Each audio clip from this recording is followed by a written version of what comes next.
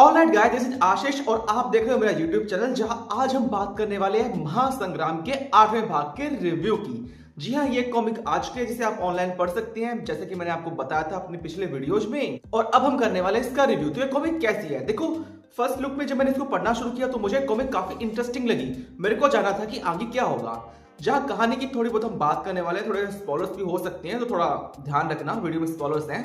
जहां शक्तिमान नागराज परमाणु अपनी शक्तियां हासिल कर यानी कि पास्ट में जाकर एक और अमर सटीक इस प्रेजेंट में लाने वाले हैं, तो वो ला चुके हैं। और अब कहानी यहाँ पे क्या दिखा रहे हैं, चंडकाल अभिमान में घूम रहा होता है। वो आपस में सभी सुपर हीरोज को लड़वा रहा है और उनकी लड़ाई से वो बड़ा प्रसन्न होकर दूर से देख रहा है। लेकिन फिर ध्रुव और बाकी सब सुपर हीरोज किसी ना किसी तरीके से मैनेज करके उन सुपर हीरोज को होश में ले आते हैं जो चंडकाल के वश में थे। अब चंडकाल को जब ये बात पता चलती है तब वो कुछ करने तो आता है, पर फिर पता नहीं क्यों इसकी गुरुदेव बड़े नाराज हो जाती हैं और चंडकाल की कुछ शक्तियां छीन लेती हैं। अब चंडकाल को होता है डर कि भाई अब मैं कुछ करता हूं, मैं बैठे बैठे तमाशा नहीं देख सकता था। पहले तो बड़े मजे ले रहा था, पर अब वो मजा छोड़ के खुद ब्रह्मांड रक्षक सभी सुपरहीरो से लड़ने के लिए खुद चला आता है और फिर उससे फाइट करता है, लड़ता है। और पहले तो सभी सुपर हीरोज आपस में लड़ रहे थे, अब चंडकाल वर्सेस सारे सुपर हीरोज मिलकर आपस में लड़ रहे हैं। ये फाइटिंग सीन्स बहुत ही कमाल के थे, कहानी काफी अच्छी थी।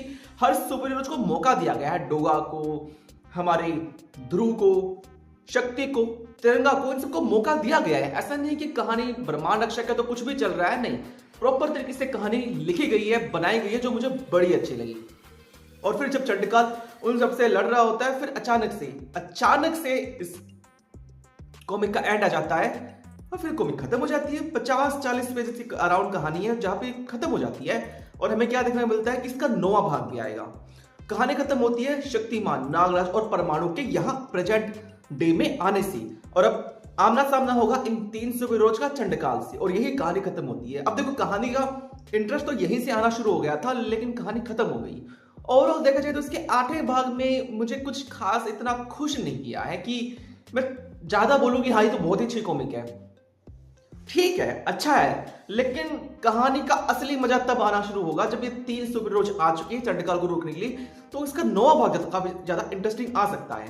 इसके 7वें भाग के, और जो पिछला वीडियो मैंने बनाया था 7वें भाग का रिव्यू भी दिया था आपको महासंग्राम के, उसमें मैंने कहा था कॉमिक बहुत अच्छी है, लेकिन 8वां भाग कुछ ज्यादा डिलीवर नहीं कर रहा है ना, थोड़ा सा ये डाउन साइड लगी।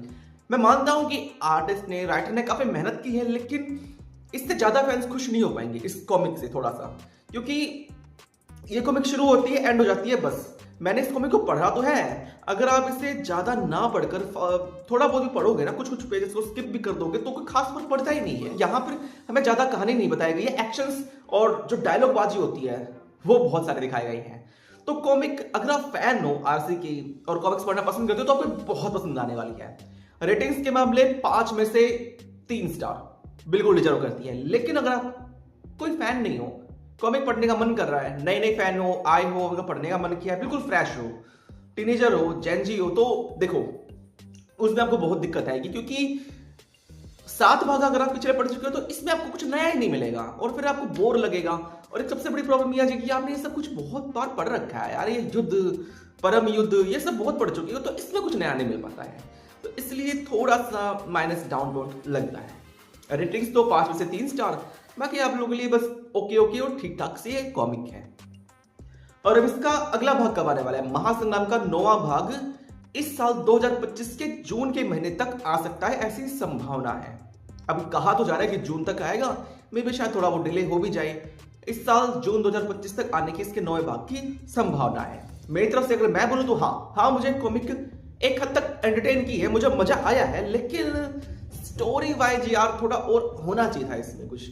और आई थिंक इस पार्ट को स्किप करके इसकी एंडिंग ही दिखा देते ना तो ज्यादा अच्छा होता है, ऐसा मैं मानता हूं। और मैं शुभकामनाएं देना चाहूंगा सिंह बलविंदर जफर इमरान सर को कि भाई उन्होंने इतनी अच्छी कॉमिक निकाली, अपना कीमती वक्त इस कॉमिक के लिए निकाला। देखो कॉमिक बनाने वाले आर्टिस्ट और राइटर ने मेहनत की है, तो उनको इज्जत देना बनता है कि हाँ उन्होंने मेहनत काफी अच्छी की है, हमारे लिए कंटेंट लेके आए हैं, कॉमिक बुक लेके आ रहे हैं, वो भी फैन मेड, नॉन प्रॉफिटेबल। तो इसमें यार उनके लिए जितनी शुभकामनाएं हैं, जितना प्यार है, जितना हम आभार मानते हैं वो कम है, बहुत मेरे लिए तो यार दिल से इज्जत है कि वो ऐसा काम अब भी कर रही है। बाकी उनकी अपकमिंग कॉमिक्स के बारे में बात की जाए तो एक रोबो वॉर है और एक है इच्छाधारी। वो नागराज की इच्छाधारी है, शायद नागराज की है या फिर तोसी की है, ठीक से याद नहीं है, पर इच्छाधारी कॉमिक आने वाली है। और फिर एक है रोबो वॉर, जम्बू की है, इंस्पेक्टर स्टील की है, इन सब की सुपरिटेंडेंट भी है शायद उसमें। तो ये दो कॉमिक मेनली भी बताया जा रहा है कि ये आ सकती हैं इस साल के एंड होते होते शायद आ जाए। बाकी फैन मेड है, इन पर काम बहुत धीरे धीरे चल रहा है।